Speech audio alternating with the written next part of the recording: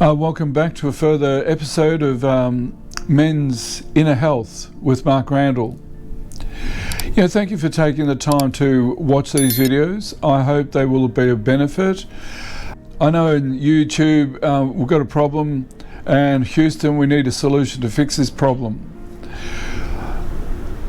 I'm not sure whether each of the videos will be a simple fix, because my belief about our inner journey is the exploration of ourself, the positive personality traits, the negative personality traits. In the previous video, I talked a little bit about the negative personality, the negative painful emotions. We all accrue pain, emotional pain, in our lives, and that pain is really difficult to manage. Sometimes we get depressed, we get angry, we just want to shut down, we lose motivation. Sometimes, and whether this is correct, that sometimes we will be grieving something. There'll be a loss of something. When we lose someone, that's really painful. But we might lose a job, we might lose a football game, or whatever the case may be. When we lose, that hurts. We try really hard. I don't know whether the old male ego really likes to lose. As we get older, we get a bit used to it. But the inner journey is, how do we explore all the ramifications, all the aspects of self.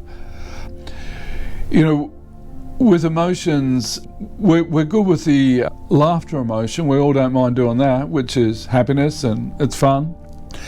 But then there's the sadness, and as one of the, I think it was a professor at Harvard, I've got his book here, Choose the Life You Want, Tal Ben-Shahar,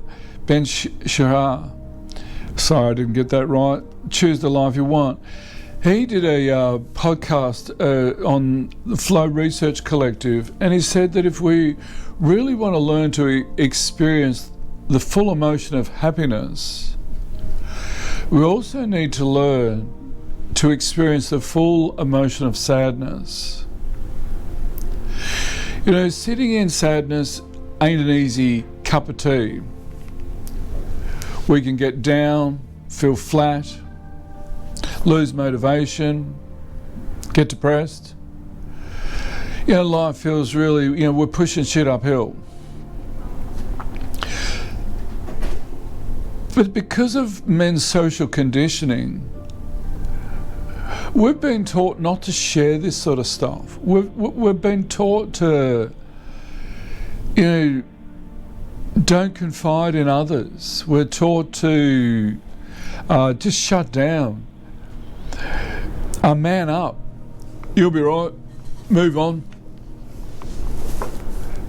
We can't always move on. And when we're shutting down, whether it's sadness or disagreement, a painful disagreement with your partner, whatever the case may be,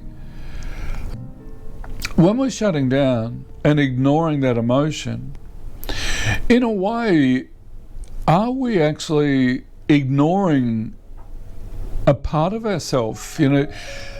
It's like, could we be ignoring the emotional self, that part of us that doesn't cope? It needs airtime. And when we're sitting in the cave, are we really giving it airtime?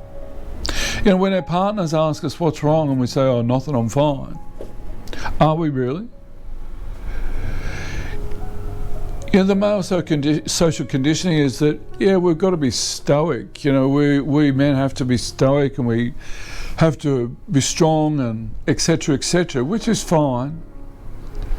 This is not about becoming woohoo. This is becoming about authentically learning who we are, what makes us tick, physically, mentally, emotionally, spiritually.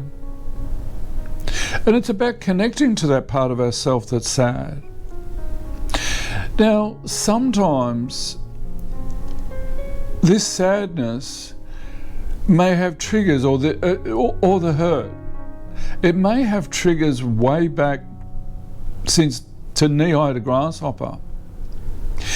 And sometimes we can have overreactions. It's like all of the unprocessed, unresolved sadnesses, it's like they all come screaming back. It's like they're having a party. We're beauty. We're back on. We've poked our head up out of the rabbit holes, and I'm here. And we men, our intellectual brain goes, oh, what the fuck? I don't know what the fuck to do with you. Bugger off. And we tend to ignore it. We'll get back down that rabbit hole, will you? Or go and distract it. And yeah, guess what?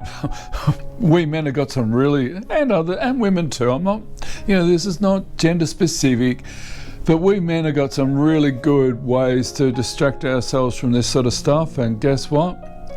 A few sherbets, a bit of gaming, or a lot of gaming if you're young. Jobs. Give me that list. And those lists are used to try and distract ourselves. Now, when we're sad or we've got a hurt emotion sitting inside and it's popping its head up out of the rabbit hole, we just want to ignore it. We want to abandon it. We want to reject it. We want to banish it.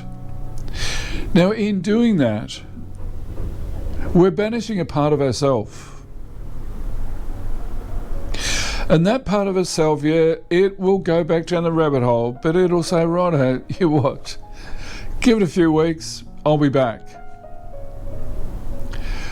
By allowing ourselves to be perhaps unstoic, to perhaps accept the fact that we do have an emotional side of ourselves, a vulnerable side of ourselves, and that vulnerable side of ourselves does need airtime.